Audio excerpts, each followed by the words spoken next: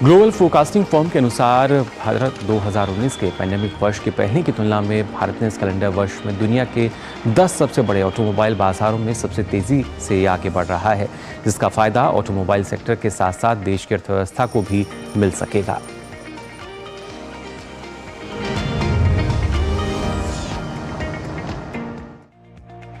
भारत विश्व में हल्के वाहन यानी 6 टन से कम की कारों और लाइट यूटिलिटी वाहन के 10 सबसे बड़े उत्पादकों में से एक बनकर उभरा है। भारत के मजबूत इंजीनियरिंग आधार और कम लागत के साथ कम ईंधन खपत वाली कारों के निर्माण में विशेषज्ञता के कारण उत्पादन सुविधाओं का विस्तार हुआ है। S&P ग्लोबल मोबिलिटी ने दुनिया के सबसे बड़े हल्के वाहन के बाजार चीन और अमेरिका के 2019 की तुलना में 2023 में 36% की दर से बढ़ने का अनुमान जताया था। 2019 की तुलना में 2023 के आखिर तक भारतीय ऑटोमोबाइल बाजार में भी तेजी बनी हुई नजर आई। वित्त वर्ष 2023 में बिक्री 3.8 मिलियन यूनिट के रिकॉर्ड स्तर तक पहुंची, जो कि वित्त वर्ष 2019 के प्री कोविड से भी अधिक दर्ज की गई। वहीं अमेरिकी बाजार में इस दौरान 9% की गिरावट दर्ज होने की संभावना जताई गई थी। 2019 की तुलना में 2023 के अंत तक बाकी शीर्ष 7 बाजारों में भी बड़ी गिरावट की संभावना जताई गई थी। वॉल्यूम के हिसाब से चौथे सबसे बड़े बाजार जापान में 7% की गिरावट हो सकती है। वहीं जर्मनी में 21%, यूके में 17% और ब्राजील में 19% की गिरावट की संभावना है। S&P ग्लोबल का अनुमान है कि 2023 के इस ट्रेंड के 2024 में भी जारी रहने की संभावना है, जिसके बाद केवल भारत और चीन ही ग्रोथ मार्केट होंगे।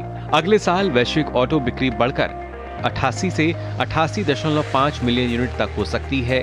भारतीय ऑटोमोबाइल उद्योग ने पिछले 75 सालों में कई तरह की चुनौतियों का सामना करने के बावजूद अंतर्राष्ट्रीय स्तर के बेहतर और किफायती उत्पाद बनाने वाले उद्योग के तौर पर पहचान हासिल की है। भारत में निर्मित वाहनों में चिप्स का कंटेंट अमेरिका और यूरोप की तुलना में कम था। इसमें क्रिटिकल पार्ट्स के लिए देश को आत्मनिर्भर बनाने वाली बेहतरीन तरीके से एकीकृत सप्लाई चेन से भी काफी मदद मिली, जिसके बाद भारत बेहतरीन ऑटोमोबाइल इंजीनियरिंग के साथ ही छोटी गाड़ियों का उत्पादन करने वाला बड़ा हब बन चुका है। Bureau report, DD news.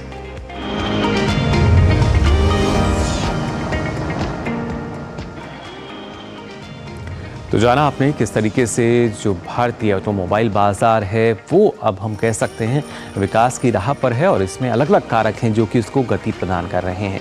फिलहाल इस बारे में और ज़्यादा चर्चा के लिए आइए रुक कर लेते हैं मिंकेश गुलाटी जी का, जो कि चेयरमैन है रिसर्च एंड अकेडमी FADA से हमारे साथ जुड़ चुके हैं। बहुत बहुत स्वागत आपका मिंकेश जी।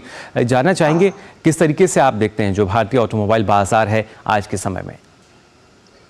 सर देखिए, इस समय अगर ऑटो की बात करें, भारत की ग्रोथ के साथ साथ ऑटो में भी ग्रोथ बहुत अच्छी चल रही है और कोविड के बाद से ही जो बदलाव आए हैं हमारे कस्टमर के रिक्वायरमेंट में, उनकी उम्मीदों से, गाड़ियों से, और जिस तरीके की अच्छी क्वालिटी की वर्ल्ड स्तर की गाड़ियां इंडियन मैन्युफैक्चरर भी लॉन्च कर रहे हैं जी, उससे एक बहुत पॉजिटिविटी मार्केट में आ चुकी है। और अब तो मतलब जो हम लोग कोविड की बात कर रहे थे कि रूरल में इफेक्ट है, वो भी बाहर आ चुका है। Even two wheeler market growth पे है, कार मार्केट ग्रोथ पे है जी। और इस साल में अगर मैं कैलेंडर ईयर की बात करूं, डबल डिजिट ग्रोथ में है लगभग हर कैटेगरी में, जो कि एक बहुत बड़ी चीज है। और इंडिया का अगर मैं जीडीपी की बात करूं तो 35% प्लस हमारी मैन्युफैक्चरिंग जीडीपी आती है। अगर भारत ग्रो कर रहा है तो ऑटो अपने आप ग्रो करेगा, या मैं कहूं अगर ऑटो ग्रो कर रहा है तो भारत भी ग्रो करेगा।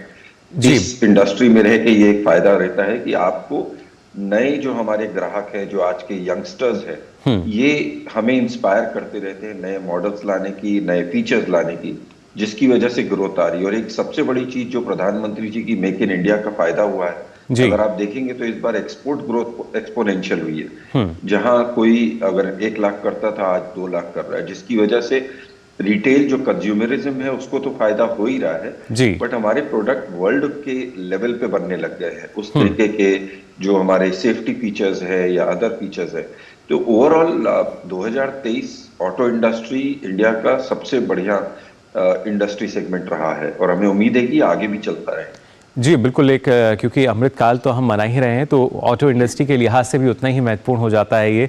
लेकिन खासतौर से जैसे आपने जिक्र किया कि हम फिर चाहे तिपहिया वाहनों की बात की जाए, दोपहिया वाहनों की बात की जाए, इनमें भी आंकड़े हम देख पा रहे हैं किस तरीके से बढ़े हैं, नए रिकॉर्ड स्तर पर ये पहुंच रहे हैं।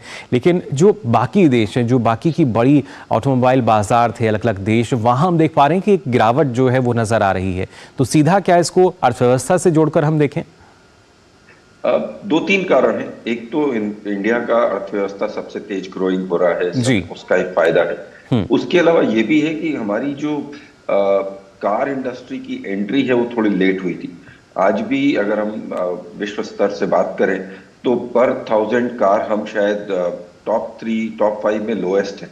जी। हमारे पास बहुत सारी कह लीजिए एक चांस है उसको ऊपर ले जाने के लिए। और इवन अगर हम उसको डबल भी कर लेते हैं ना, जो कि मुश्किल नहीं होगा आगे आने वाले सालों में, जी। हम नंबर 2 इजिली पहुंच सकते हैं। हम्म। तो हमारे पास स्कोप बहुत है। और प्लस जो पिछले 4-5 साल में जो रोड इंफ्रास्ट्रक्चर पे काम हुआ है, आज हर गांव एक मेजर रोड से जुड़ चुका है, चाहे जी। नेशनल हाईवे से चाहे स्टेट हाईवे से। या जिस तरीके से इंफ्रास्ट्रक्चर पे काम हो रहा है इस समय करंट गवर्नमेंट में, मोदी गवर्नमेंट में, उसकी वजह से भी जो इकोनॉमी को ग्रोथ मिली है, एक रूरल इंडस्ट्री को, जो लैंड उनका डेट पड़ा हुआ था उसको यूज आया है, उस वजह से भी हमें ये इस इंडस्ट्री को बहुत सपोर्ट मिल रहा है। ये मान के चलिए आज एक हिंदुस्तानी या जो हमारा एक आम आदमी है, सबसे पहली उसकी उम्मीद होती है कि एक घर लेना, और उसके जी बाद सेकंड उम्मीद होती है कार लेना। बिल्कुल। और एक कार जो होती है उसकी एक इमेज बढ़ाती है, उसके गांव में इमेज बढ़ाती है, प्लस उसका खुद का सेल्फ कॉन्फिडेंस बढ़ाती है उसके फ्यूचर के लिए। जी। और ये चीज अभी बहुत ही ज्यादा कहिए, अगर हम पूरी तरीके से उसको एक्सप्लॉइट नहीं कर पाए हैं इंडिया में। हम कुछ 30 पर कार के नीचे है, बल्कि कोई 24 कहता है, कोई 22 कहता है, बट 30 के नीचे है। और वर्ल्ड की बात करें तो कुछ कंट्रीज है जो 900 पे भी। जी। मुझे उम्मीद 900 की नहीं है, बट ये हम 40-50 तक भी पहुंचते तो इंडिया नंबर 2 तुरंत पहुंच जाता है। और इसके साथ साथ हमें जो ग्रोथ मिल रही है इकोनॉमी की, ये इसको और पुश कर रही है। तो जी ये बिल्कुल। कहें कि इकोनॉमी ऑटो को पुश कर रही है, ऑटो इकोनॉमी को, ये शायद साथ साथ चलने वाली चीजें हैं। एक भी दूसरे के चीज पूरक इसको इनको हम improve मान करेगी। सकते हैं। जी जी जी बिल्कुल। विकेश जी, लेकिन अगर हम बात करते हैं खासतौर से उत्पादन को लेकर, पिछले वर्षों में हमने देखा किस तरीके से बढ़ा। एक समय था जब छोटे से पुर्जे के लिए भी हमें दूसरे देशों पर निर्भर रहना पड़ता था, लेकिन आज जब हम निर्यात को देखते हैं, एक्सपोर्ट को देखते हैं, वहाँ किस तरह की संभावनाएं हैं? क्योंकि अभी तक जो लक्ष्य लेके हम चल रहे हैं, और हाल ही में केंद्रीय वाणिज्य मंत्री ने भी इस बात का जिक्र किया था कि इसको हम बढ़ा सकते हैं 50% तक। तो किस तरह के अवसर जो हैं अभी निर्यात में हमारे पास हैं? देखिए, दो तरीके होते हैं। एक हमारा है जो कंपोनेंट मैन्युफैक्चरर है, जो कि आप छोटे छोटे पार्ट्स की बात करते हैं जिनसे गाड़ियां बनती है, और एक होती है गाड़ियां। तो गाड़ियों का निर्यात तेजी से बढ़ चुका है। और इस साल तो अगर आप देखेंगे मारुति ने भी बहुत अच्छी एक्सपोर्ट किए हैं, बाकी अदर कंट्री। और मेजर जो इस समय सपोर्ट मिल रहा है वो मिल रहा है एक्सपोर्ट में अपने कंपोनेंट मैन्युफैक्चरर में। इंडिया के टॉप 10 मैन्युफैक्चरर्स ने धीरे धीरे अपना प्रोडक्ट, अपनी क्वालिटी ऑफ पार्ट्स इतनी अच्छी कर ली है कि अब उनका मोर देन 50% एक्सपोर्ट होने लग गया। उनकी जो उन्होंने अपनी कैपेसिटी एक्सपैंड की, बढ़ाई, वो एक्सपोर्ट में ज्यादा जाने लग गई। इसका बेसिक रीजन ये भी है कि भारत ने जो BS3 से BS6 की छलांग लगाई थी, पहले BS3 से BS4 आए, फिर BS4 से BS6 आए, वो उनको बहुत फायदा कर रही है। आज इंडिया में भी BS6 प्रोडक्ट्स चलते हैं, वर्ल्ड ओवर BS6 प्रोडक्ट चलते हैं। उनको दो तरीके की इकोनॉमी के लिए अलग अलग अपने पार्ट्स नहीं बनाने पड़ते। एक ही पार्ट से जो इंडिया की इकोनॉमी को भी यूज हो जाते हैं कार मैन्युफैक्चरर को, और वही पार्ट ग्लोबली यूज होते हैं। तो इसमें इस समय अगर आप बात करें बड़ी बड़ी कंपनियों के, मिंडा और सनसेरा, ये सारी कंपनियां इस समय मेजरली अपने एक्सपोर्ट ड्रिवन पे चल रही हैं। और कुछ कंपनियां तो ऑलरेडी 50% अपना प्रोडक्शन एक्सपोर्ट कर रही है, जो इंडिया को बहुत बेनिफिट मिल रहा है। जो मेक इन इंडिया और मेक फॉर ग्लोबल है, वो धीरे धीरे ऑटो इंडस्ट्री में पूरी तरीके से इंप्लीमेंट हो रहा है। बिल्कुल विकेश जी, और हाल ही में जो भारत मोबिलिटी ग्लोबल एक्सपो जो है वो आयोजित किया जाएगा, वो किस तरीके से, और हम कह सकते हैं, पुश करेगा ऑटोमोबाइल सेक्टर को? देखिए, ये एक बहुत ही बढ़िया स्टेप है गवर्नमेंट की तरफ से। पहली बार एक एक्सपो होगा जहां पे आपको ऑटो इंडस्ट्री की नट से लेकर के कस्टमर तक की जितनी वो है कंपनीज इन्वॉल्व, सब मिलेंगी। मतलब इसमें आपको टायर कंपनीज भी आएंगी, इवन एल्युमिनियम स्टील कंपनीज भी भाग ले रही हैं, कंपोनेंट मैन्युफैक्चरर्स भाग ले रहे हैं, और गाड़ियों की कंपनी भी भाग ले रही है। इवन इसमें आईटी कंपनियां भी कुछ पार्ट ले रही है, जो जैसे हमारे सेमीकंडक्टर को चलाने के लिए सॉफ्टवेयर बनाती हैं, आजकल बैटरी के लिए बीएमएस बनते हैं। ये एक तरीके से पूरी ऑटो इंडस्ट्री का एकमात्र शो होगा जो 1 से 3 फरवरी में हो रहा है जी। और मिनिस्ट्री और गवर्नमेंट की तरफ से पुश है, जिसमें साय, मैकमा, नैस्डॉक, बहुत सारे लोग पार्ट ले रहे हैं। एक बहुत बढ़िया ये एक इमेज बूस्टिंग प्रोसीजर है जो वर्ल्ड को लिए खुलेगा कि इंडिया की हमारी कितनी क्षमताएं हैं जो हम कर सकते हैं।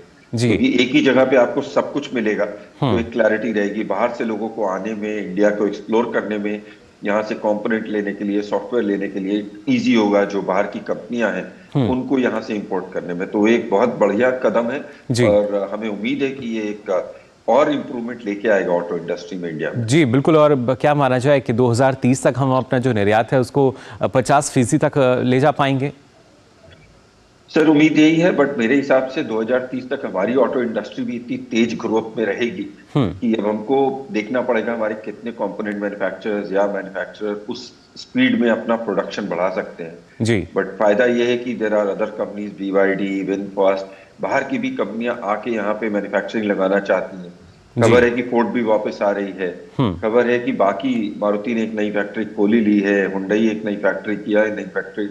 तो कोई बड़ी बात नहीं है 2030 में हमारा भारत का जो अभी नंबर्स हो रहे हैं वो डबल हो जाए और उसके साथ साथ हमारी 50% एक्सपोर्ट भी होने लग जाए, क्योंकि अब हम विश्व स्तर के प्रोडक्ट बना पा रहे हैं, कंपोनेंट बना पा रहे हैं और विश्व हमारी तरफ देख रहा है फ्यूचर के लिए। और ऑटो इंडस्ट्री पूरी तरीके से तैयार है उस सिस्टम। बिल्कुल, पूरी तरीके से जो ऑटोमोबाइल इंडस्ट्री है, जो बाज़ार है, वो तैयार नज़र आता है। और इसी में अगर खासतौर से ईवी की भी हम बात करें, क्योंकि उसको लेके भी जो बड़ी बड़ी कंपनियां हैं, बाहर देशों में जो कंपनियां हैं, वो अपना कहीं ना कहीं विश्वास भी जता रही हैं, रुचि दिखा रही हैं कि हमें भारत में निवेश करना है। और वियतनाम की कंपनी ने भी हाल ही में इस बात की घोषणा की थी, उसको आप कैसे देखते हैं? सर ये बहुत अच्छी चीज़ है और सिर्फ वियतनाम की एक कंपनी नहीं, आप देखेंगे आगे बहुत सारी कंपनी जो, अब जैसे मैंने अभी छोटा सा एग्जांपल दिया, फोर्ड वो जा चुकी है, दोबारा आना चाहती है। विनफास्ट लगभग 6 महीने से बात कर रही है कि उन्होंने खोलना, और अभी उन्होंने तमिलनाडु में एक अपना टाइप भी MOU साइन कर लिया है। विनफास्ट एक इस समय वियतनाम की सबसे बड़ी ग्रोइंग इलेक्ट्रिक व्हीकल मैन्युफैक्चरर्स है, उनके प्रोडक्ट्स बहुत अच्छे हैं। उनके आने से हमारे ईवी पूरे सिस्टम को फायदा मिलेगा। इसके साथ साथ गवर्नमेंट की टेस्ला से भी बातचीत हो रही है। वो बात अलग है कि टेस्ला से अभी तुरंत मेक इन इंडिया की बात नहीं हो रही, बट असेंबलिंग की बात हो रही है और 2 साल में होगी। जो एप्पल ने कंपोनेंट अपने मोबाइल इंडस्ट्री के लिए इंडिया में किया, वो विनफास्ट और टेस्ला इंडिया में आके हमारी इलेक्ट्रिक व्हीकल के लिए करेंगे। नो डाउट आज की डेट में अगर मैं बात करूं, टाटा, महिंद्रा, ये 2 कंपनीज है जो इलेक्ट्रिक व्हीकल के लिए बहुत ही ज्यादा अपना काम कर चुकी है। टाटा की अच्छी सेल्स भी हो रही है, महिंद्रा नए प्रोडक्ट्स लॉन्च करने जा रही है। 2025 एक ईयर होगा जब बहुत सारे इलेक्ट्रिक व्हीकल्स लॉन्च होंगे और कस्टमर मतलब इतने ऑप्शंस होंगे उसके पास लेने के लिए कि वो खुद परेशान हो जाएगा कौन सी ले। यानी ऑटोमोबाइल इंडस्ट्री का जो साइज है, जो आकार है, वो और बढ़ता हुआ नजर आएगा और इसके साथ साथ भारत का दमखम भी इसके साथ बढ़ता हुआ नजर देख सकेंगे हम। फिलहाल बहुत बहुत शुक्रिया वेंकटेश जी हमारे साथ जुड़ने के लिए।